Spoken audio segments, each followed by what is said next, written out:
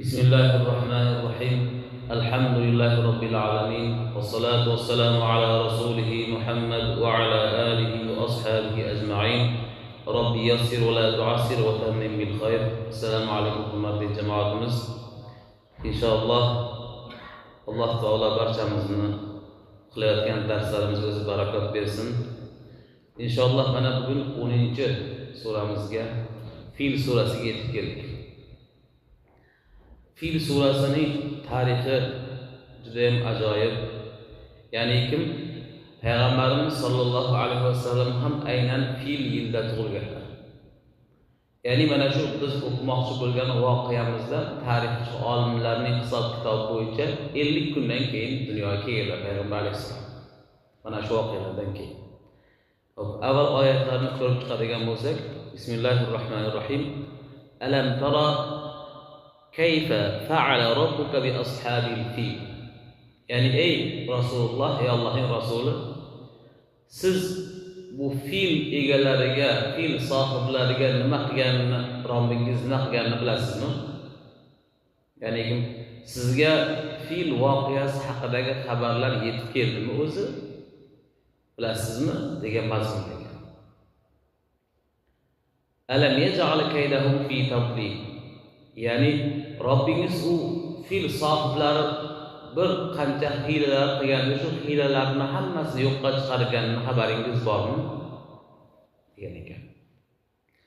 Va arsala alayhim tayran ababil. Robbingiz to'p bo'lib turgan qushlarni fil sohiblarini ustiga jo'natganini bilasizmi? Ya'ni ustiga jo'natdi.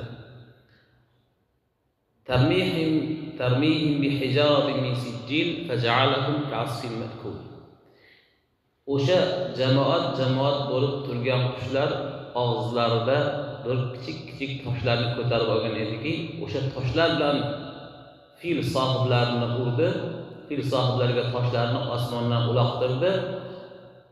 Ular go'yo fil sohiblari xuddi qurt yeb tugatgan bargga aylanib qolishdi. Barglarni qurt yeb ketsa ko'ramizku, to'g'rimi? Faqatgina ipga o'xshagan ozgina qismlari qoladi xolos. Xuddi shunaqa ilma teshik bo'lishdi degan mazmunda ekan. Buning tafsiriga batafsil kirishadigan bo'lsak, Alloh taolo o'zini baytini qanday ulug' joy ekanligini bu sura bilan namoyon qildi. Bu holatlar bilan namoyon qildi Alloh taolo. Garchi Alloh taoloni baytini hech kim himoya qilmasa ham Alloh taolo qanday himoya qilib olishini ko'rsatib qo'ydi. Va Alloh taoloning buyruqlariga qarshi chiqqan, Alloh taologa osiylik qilib, Allohga dushmanlik qilgan, Allohga urush ochgan odamlarning oxiri borar joyi, manzili qayer ekanligini Alloh taolo oddiygina qushlarning misolida ko'rsatib qo'ydi. Yaman hududida, hozirgi Saudiya Arabistonining janub tarafida joylashgan Yaman davlati bor hozir ham. Yaman hududida dengizga yaqin joy bo'lganligi uchun eskidan arablar o'tiroq shaklda yashagan. Hozirgi Saudiya hududidagi sharqiy arablar esa ko'chmanchi qabila sifatida yashashgan avval. Shuning uchun ham Yaman hududida ko'p davlatchiliklar tarixda yuzaga kelgan. Shulardan biri Abraha degan insonning davlati edi Yamanda. Hozirgi Sana shahri bo'lsa poytaxti, u vaqtda ham o'sha Abrahaning davrida ham San'a deydi, ya'ni Sana shahrida yashar edi. Abraha o'zining Sana shahriga bir ibodatxona quradi, podshoh. Ibodatxona quradiki, uning maqsadi nima? Qarasa, Allohning baytiga, Ka'baga jahiliyat davrida ham odamlar yer yuzini turli tuman jihatlardan oqib keladi. Mana shu odamlar oqib kelishining evaziga Hijoz ahli, Makka ahli boy va davlat tinch, xotirjam yashar edi. Hech narsaga nima bo'lmasdi? Ehtiyojmand, muhtoj bo'lmasdi. Xuddi kechagi suramizda Quraysh surasida o'qiganimiz kabi turli xil joylar ularga rizq kelib turar edi osonlik bilan. Buni ko'rgan Abraha Yaman hududida ham xuddi shunday bir ibodatxona qursamu, hamma Ka'baga emas, men qurgan ibodatxonaga kelsa, biz ham shunday yashasak deb o'yladi. Va haqiqatan Sano shahriga bir ajoyib katta ulkan, juda ham inson ko'rganda xayolini oladigan darajada go'zal ibodatxona quradi. Mana shu ibodatxona qurgan vaqtda arablardan bir kishi buni eshitdi, ya'ni Kinona qabilasidan bo'lgan bir kishi buni eshitib darg'azab bo'ladi. Arablar bilan qoni qaynoq xalq bo'lgan, bitta uzoq qarindoshini kimdir so'kib qo'ysa ham butun urug'i bilan borib urushib kelishgan. Shunaqa davlat insonlar bo'lgan arablar. Kinona qabilasidan bo'lgan bir kishi buni eshitib darg'azab bo'lib, tunda Yamanga borib, tunda ibodatxonaning ichiga kiradi. Tunda go'zal ibodatxonaning ichiga kirib, o'zining katta hojatini chiqaradi. Ya'ni u yerni haqoratlash uchun o'zining katta hojatini chiqarib, najosatini butun bir ibodatxona devorlariga aylantirib surtib chiqarib kechasi. Hech kim yo'qligida. Shu bilan Makkaga qochadi. Ertalab qarasa, ibodatxona go'zal ibodatxonaning ahvoli bir ahvolda ichiga kirib bo'lmaydigan holat. Surishtirishadi, ma'lum bo'lishicha arablardan bir kishi kelib, sharqiy arablardan bir kishi kelib shu ishni qilgan. Kimligi noma'lum.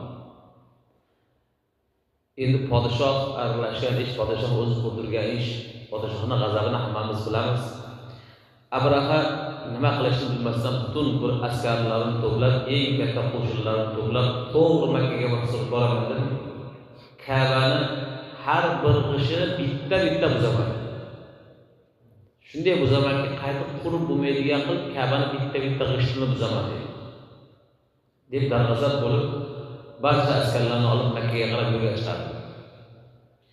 Makkaga yetib borib, avval safni askarlarni avvaliga eng kuchli fillarni hayvonlarni qo'yadi. Fillarning ustida boshqaruvchisi bilan birinchi fillar yanchib odamlarni maydalab o'tsa, orqada qolganlar bemalol kirib boradi deb o'ylaydi. Makka oldiga, Ka'bani oldiga borib, Makka ahlini chaqirib kelinglar, o'shamiz desa, Abrahani askarlarini ko'rib, ko'pligini ko'rib, fillarni ko'rib, Makka ahli hammasini toqatib ketishadi, qochib.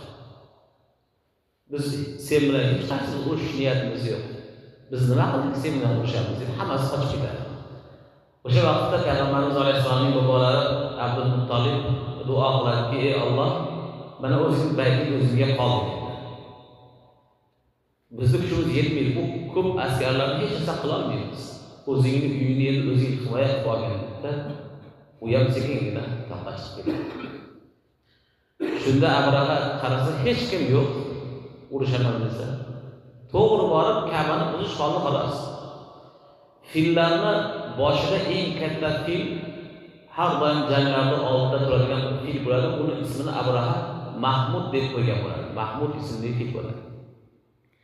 Filni rosa itarsa ham haram hududiga yetganda haramga kirmayman, masjidil haram hududiga kirmayman deb oyoq tirab turib bo'ladi. Urushadi, nayza ko'rishadi. Har xil ish qilmasin, fillar bir qadam ham haram hududiga qadam bosmaydi. Endi Ka'bani borib buzish uchun katta kuch kerak, filga o'xshagan baquvvat hayvonlar kerak. Shunchaki borib qo'l bilan bir urib buzadigan joy emas. Mustahkam qurilgan bino. Bir vaqtda orqaga qarasa, quyosh qurusilib, bir qora bulut kelganga o'xshaydi. Osmonga qarasa, qora bulut tezlik bilan kelayotgan o'xshab ko'rinadi. Qarasa, kichik qushlar, katta qush galasi, bu yerdagi ababil so'zi jamoat qushi, ya'ni to'p qushlar deb tarjima qilingan. Juda katta jamoat qush keladi, har bir qushning og'zida no'xat donasidek. Balki no'xat donasidan moshdek deydi ba'zi rivoyatlarda, kichkinagina tosh bo'ladi har bir og'zida. U toshlarni ayrim rivoyatlarda keladiki, toshlarning har biriga o'ladigan odamning ismi yozilgan. Qarang. Qushlar odamlarni, askarlarning ustiga bostirib kelib, og'zidagi toshlarni tashlaydi. Toshlar askarlarni ham, fillarni ham hammasini halok qiladi. Har bir insonga bitta tosh. Bitta insonga bitta tosh. Makka ahli aytadiki, hamma halok bo'lgandan keyin tushib qarasak, halok bo'lgandan keyin tushib qarasak, toshlar askarlarning boshini dubulg'asi ustidan kirib teshib, tovonidan chiqib ketgan. Qarang, dubulg'ani teshib o'tib, to'g'ri oyog'ini tagidan chiqib ketgan har bir tosh. Va qarasa har bir toshda o'lib yotgan insonning ismi yozilgan. Demak, Alloh taolo shunday qildiki, ismi bilan jo'natdiki, hech qaysi tosh xato tegmadi. Har bir tosh o'zini egasiga nasibasini berdi. Va ortdan bir silkilib barcha o'liklarni yuvib ketdi. Qarang, Alloh taolaning maqsadi o'ziga osiylik qilgan. Va mana shu voqeadan 50 kun o'tgandan keyin Payg'ambarimiz sollallohu alayhi vasallam dunyoga keldi. Bu ham Payg'ambarimiz alayhisalom dunyoga kelishlaridan avvalgi bir belgi edi. Va bu bilan Alloh taolo bu oyat nozil nima demoqchi? Allohga osiy bo'lganlarning jazosi oxiri borar joyi qayer ekanligini ko'rsatib bermoqchi. Va inson hayot ekan, tavba qilsa Alloh taolo kechirar ekan, Allohning tavbasiga shoshish kerakligini bildirmoqchi. Allohga osiy bo'lishning natijasi yaxshi emas, balki faqatgina inson o'ziga zarar qilishini bildirmoqchi. Alloh taolo hech qanday zarar berishni iloji ham, imkoni ham yo'q. Alloh xohlasa kichik bir qushlar no'xat donasidek tosh bilan insonni nima qiladi? Hayotini to'xtatib qo'yishi mumkin ekan. Alloh taolo barchamizni o'zi hidoyatda bardavom sobit aylasin. Bu oyatlardan o'qib o'rganyapmiz. Alloh taolo barakot bersin va doimo bularga amal qiladigan, qaytarilgan joylardan qaytadigan, buyurilgan, maqtalgan joylarga sazovor bo'ladigan bandalardan bo'lishimizni o'zi nasib aylasin. Va axiru da'wana alhamdulillahi robbil alamin. Amin ya robbi. Bu qilingan mo'jizalarga avvalo o'zimizni, qolaversa barchamizni amal qilishimizni o'zing nasib aylagin. Gunohlarimizni mag'firat aylagin. Barchamizga o'zing ikki dunyo saodatini bergin. Biz tarafimizdan o'tganlarimizni o'zing rahmatingga olgin. Qiyomat kuniga qadar keladigan zurriyotlarimizni ahli solih, ahli taqvolardan bo'lishini o'zing nasib aylagin. Va sallallohu ta'ala ala khayri xalqihi Muhammad va ala alihi va ashabihi ajma'in bi rahmatika ya arhamar rohimin.